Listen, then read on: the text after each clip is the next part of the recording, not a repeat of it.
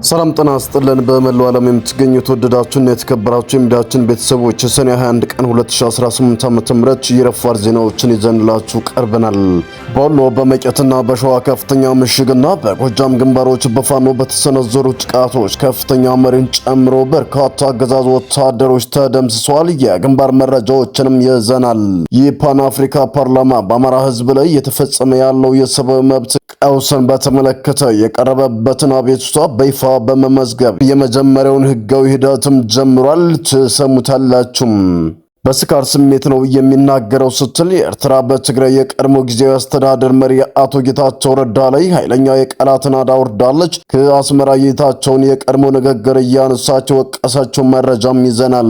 የትራምፕ አስተዳደር በህወሓት መሪዎች ላይ የጣለውን የቪዛ ማዕቀብ በአሜሪካ ኮንግረስ አባላት ዘንድ ትችትም አስነስቷል። በአሜሪካና በኢራን መካከል ውጥረቱ አሽቆልቁሎ ወደ ቀጥታ ጦርነትም ተቀይሯል። የአሜሪካው ጦር በኢራን የሚሳይልና የድሮን ማከማቻ ላይ ከባድ የአየር ድብደባን ፈጽሟል። አድማጭ ተመልካቾቻችን አብራችሁን እንድትቆዩ ከፈቀዳችሁ እነኚህን መረጃዎች በዝርዝር የምናሰማችሁ ይሆናል።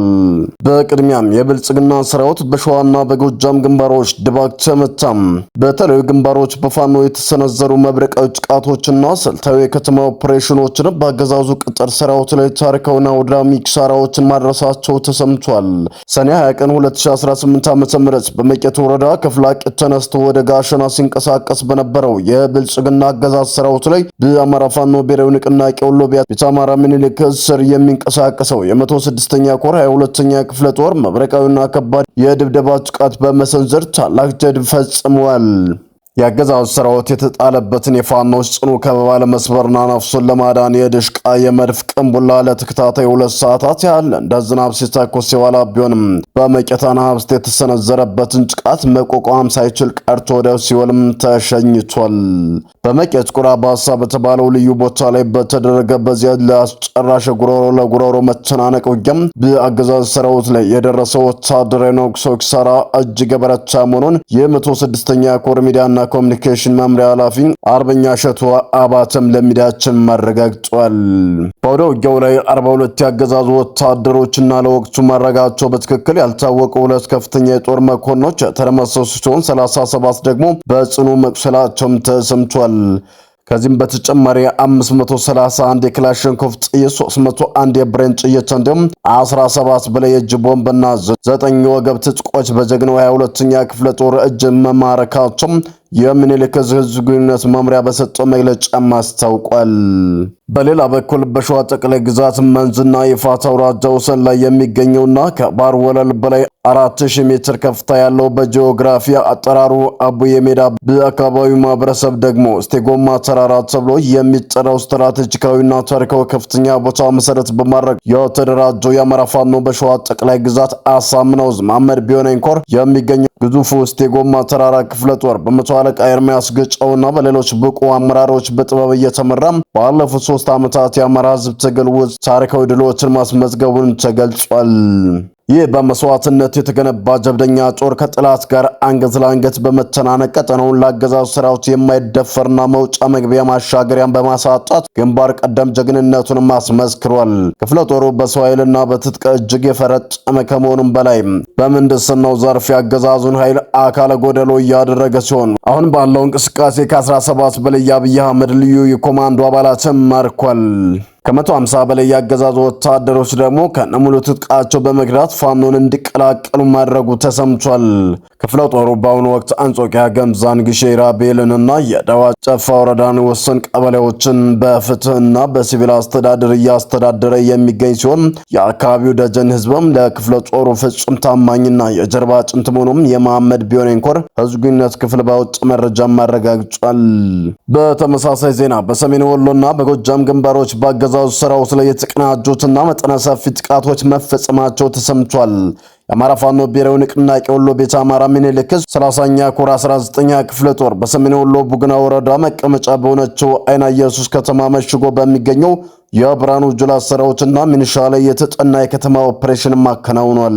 ሰኔ 20 አጥቢያ ከሌሊቱ 7 ሰዓት እስከ 9 ሰዓት ተኩል ድረስ ከሁሉም ሻለቃዎች በተውጣጡ ተወርዋሪ ኃይሎች የተመተው ጠላት በይና ሚካኤል በኩል የተሰነዘረበትን ጥቃት መቋቋም አቅቶት ሁለት የጦር ምሽጎችን ያስለቀቀ ሲሆን ፋኖች እስከ ቡግና ወረዳ ፖሊስ ጣቢያ ድረስ ዘልቀው በመግባት ጠላትን በሚገባው ቋንቋ ማነጋግረውታል። በዚህ የሌሊት ኦፕሬሽን አንድ የመቶ መሪን ጨምሮ 11 ያገዛዙ አባላት ሲደመሰሱ በፋኖ በኩል ምንም አይነት ሰብአዊ ኪሳራም አልተመዘገበም። የጠላት ኃይል በድንጋጤ በደመ ነፍስ ዙ 23 እና ሞርተር ወደ ተለያዩ አቅጣጫዎች በጨለማ ሲተኩስ ማደሩን የሶስተኛ ግዙፍ አሳምነው ኮር ህዝብ ግንኙነት መምሪያ አስታውቋል።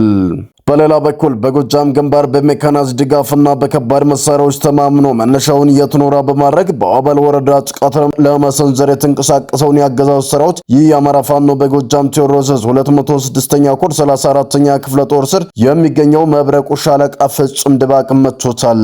ከወጀል እስከ ጽድ ማርያም ለማሜና አክሎ ከጠዋቱ 1 ሰዓት እስከ ምሽቱ 1 ሰዓት ድረስ በተደረገው ለአስጨራሽ ትንቅንቅ መብረቁ ሻለቃ የጠላት እግረኛ ሰራዊት በመበተን ካፈር ቀላቅለዋለች። መድፍ ዙ 23 ሞርተርና ድሽቃ እንደ ዝናብ በወረደባት በዚህ ግንባር ከጦር መኮንኖች ጀምሮ በርካታ የሚሊሻ አባላት የተደመሰሱ ሲሆን ድባቅ የተመተው ጠላት ጨለማን ተገን በማድረግ ወደ መጣበትም ፈርጥጧል። በአሁኑ ወቅት የሉማሜ ጭና ጣቢያ በአገዛዙ ቁስለኞች ተጥለቅልቆ እንደሚገኝ 106ኛ ኮር ህዝብ ግንኙነት የበላከው መረጃ ማረጋገጡንም ገልጿል። ይህ በእንዲህ እንዳለ የፓን አፍሪካ ፓርላማ በአማራ ህዝብ የሰብአዊ መብት ቀውስ ላይ የመጀመሪያውን ታሪካዊ ህጋዊ እርምጃም ወሰደም። በአማራ ህዝብ ላይ እየተፈጸመ ያለው አሰቃቂ የሰብአዊ መብት ቀውስና የዘር ማጥፋት ወንጀል በተመለከተም አህጉራዊ ተቋማት የፓን አፍሪካ ፓርላማ ታሪካዊና ስልታዊ የሆነ የመጀመሪያ እርምጃ መውሰዱም ተገልጿል። ፓርላማው ዩናይትድ አማራ አሊያንስ ኦፍ አፍሪካ በተገኘ ድርጅት በኩል በአማራ ህዝብ ላይ እየደረሰ ያለውን መጠነ ሰፊ በደል አስመልክቶ የቀረበለትን አስቸኳይ ጣልቃ ገብነትና የፍትህ ጥያቄ በይፋ መቀበሉንና መመዝገቡንም አረጋግጧል። የፓን አፍሪካ ፓርላማ ሰኔ 20 ቀን 2018 ዓ.ም በክላርድ ልንድዌን ኩማ ተፈርሞ በይፋ በተላከው ደብዳቤ መሰረት የአማራ ህዝብ የፍትህ ጥያቄ ወደ ህጋዊና ተቋማዊ ሂደት መግባቱን የሚያመለክት ጽኑ ማብራሪያም ሰጥቷል። ዩናይትድ አማራ አሊያንስ እንደ አውሮፓውያን አቆጣጠር ማርች 6 ቀን 2018 ዓ.ም ለፓርላማ ያቀረበው አቤቱታ በይፋ መድረሱንና መመዝገቡን የገለጸው ደብዳቤው ጉዳዩ በፓርላማው የውስጥ አሰራር ስርዓት ደንብ ቁጥር 72 መሰረት ለሙሉ ምዝገባና ለግምገማ ከመቅረቡ በፊት ሂደቱን ለማስፈጸም የሚያስፈልጉ ተጨማሪ የቴክኒክ መረጃዎች እንዲያሟሉም ተጠይቋል። ይህ በእንዲህ እንዳለ ኤርትራ በስካር ስሜት ነው የሚናገረው ስትል በጌታቸው ረዳ ላይ ከባድ የቃላት ነዳ ወረደችም። በትናንትናው ዕለት በኢትዮጵያ ብሮድካስቲንግ ኮርፖሬሽኖችና በተለያዩ ሀገር ውስጥ መገናኛ ብዙሃን ቀርቦ በኤርትራ ላይ የውሸትና የባዶ ክስ ስጋትን ሰንዝሯል ባለው ጌታቸው ረዳ ላይ እጅግ ኃይለኛ የቃላት ነዳም ሰንዝራለች። የኤርትራ የማስታወቂያ ሚኒስትር የማነ ገብረ መስቀል ባጋሩት ሰፊ መግለጫ ጌታቸው ረዳ ስብስብ የፓንተንኪን ፓርቲ ስትል የጠራችው ሲሆን ይህ ቡድን በአሁኑ ወቅት መውጫ ወደሌለው ፍጹም ያጣብቂኝ ውርደትና የተስፋ መቁረጥ ማዕበል ውስጥ ገብቶ እየተንቦራጨቀ ይገኛልም ብላለች። አስመራም ወጣ ገባ መግለጫ የሚሰጠውና መርህ አልባው ጌታቸው ረዳ በኤርትራ ላይ ያወረደውን 35 ደቂቃ ሰለች ስድብና የክስ ጋጋታ የውሸት ድራማ ስትል አጣጥለዋለች። መግለጫው አክሎም ያልተረጋጋ ግለሰብ እንደ ታማኝ ፖለቲካ ተንታኞችና ዋቢ ምንጭ ተደርጎ የሚወሰድ ከሆነ በትግራይ ጦርነት ወቅት በቀድሞ መገናኛ ብዙሃኑና በኤክስ ገጹ ላይ ስለ ጠቅላይ ሚኒስትሩ አብይ አህመድ የተናገረውን በርካታ የብደትና የቁጣ ንግግሮችን እኩል ታማኝነትና ዋጋ ሊሰጣቸው ይገባልም ብለዋል። የኤርትራ መንግስት በመግለጫውም ጌታቸው ረዳ እንደየስሜቱና ሁልጊዜ እንደሚቀያየረው የፖለቲካ ጥቅሙ በማንኛውም ጉዳይ ላይ ሴራ ለመስራት የተጋለጸ መሆኑን ጠቅሶ ቀደም ሲል ማለቂያ የሌለው ስድብ ያወርድባቸው ከነበሩ ከፌዴራል መንግስትና ከጠቅላይ ሚኒስትሩ ጋር አጋጣሚ የሆነ ጥቅም ተኮር ጥምረት በፈጠረበት ወቅት ለዓመታት ይዞት የነበረውን የፖለቲካ እምነት ያለምንም እፍረትም ክዷል ብሏል። ይህ በእንዲህ እንዳለ በኢራንና በአሜሪካ መካከል ተረጋግቶ የነበረው ውጥረት በአዲስ ጦርነት እሳትም ተቀሰቀሰም። በመካከለኛው ምስራቅ እጅግ ስልታዊ ነው ወሳኝ በሆነው የሆርሙዝ ወሽመጥ አካባቢ በተቀሰቀሰ አዲስ ወታደራዊ ግጭት ሳቢያም በኢራንና በአሜሪካ መካከል ውጥረቱ አሽቆልቁሎ ወደ ጦርነቱ እየተቀየረ መሆኑም ታውቋል። የኢራን የውጭ ጉዳይ ሚኒስትር ባወጣው መግለጫ የዩናይትድ ስቴትስ አሜሪካ ጦር በኢራን ሉዓላዊ ግዛት ውስጥ የፈጸመው መጠነ ሰፊ ወታደራዊ ጥቃት ሁለቱ ሀገራት በመካከለኛው ያለውን ጦርነትና ግጭት ለማቆም በቅርቡ የተፈራረሙትን የመግባቢያ ስምምነት በግልጽ የጣሰና የናቀ ነው ሲሉም በጽኑም ከሷል።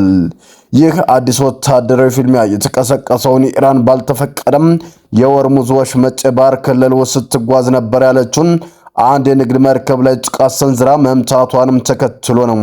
ይህንን የቴህራን እርምጃ እንደ ቀጥተኛ ትንኮሳ የቆጠረችው የአሜሪካ ጦር ማዕከላዊ ዕዝ ወዲያውኑ በኢራን ግዛቶች ላይ የአየር ጥቃት መፈጸሟንም በይፋም አስታውቋል። አርብ ምሽት የአሜሪካው ጦር ማዕከላዊ ዕዝ በሰጠው መግለጫ የአገሪቱን እጅግ ዘመናዊ ተዋጊ አውሮፕላኖች፣ የኢራንን የሚሳይልና የሰው አልባ ድሮኖች ማከማቻዎችን እንዲሁም በባህር ዳርቻ ላይ የሚገኙ የራዳር መቆጣጠሪያ ተቋማትን በቀጥታ ኢላማ ያደረገ ከባድ ድብደባ መፈጸማቸውንም ይፋ አድርገዋል። ይህን ተከትሎ የኢራን የውጭ ጉዳይ ሚኒስትር ባወጣው አስቸኳይ መግለጫ አሜሪካ በሀገሪቱ የባህር ዳርቻ ቁጥጥር ተቋማት ላይ የፈጸመችው መብረቃዊ ጥቃት የተባበሩት መንግስታት ድርጅት ቻርተር ሙሉ በሙሉ የጣሰ ጥቃት ወንጀል ነው ብሎታል። በተጨማሪም የእርምጃ ሁለቱ ሀገራት ግጭትን ለማቆም ባለፈው ሳምንት ብቻ የተፈራረሙት መግባቢያ ስምምነት የመጀመሪያው አንቀጽ ላይ የተፈጸመ ግልጽና ድፍረት የተሞላበት ጥሰት እንደሆነ በመግለጽ ዋሽንግተንን ተጠያቂም አድርጓል። ቴህራን አክላም እስራኤል በሊባኖስ ላይ የፈጸመችው የቅርብ ጊዜ ጥቃትም የዚሁ የመግባቢያ ስምምነት አንቀጽ ሌላኛው ጥሰት መሆኑንም አብራርታለች። ሰላም ጤና ይስጥልን። የተወደዳችሁና የተከበራችሁ ሚዲያችን ቤተሰቦች ለሰዓቱ የነበሩን መረጃዎች እነዚህን ይመስሉ ነበር። በሌላ መረጃዎች እስከምንገናኝ በያላችሁበት ሰላም ቆዩልን።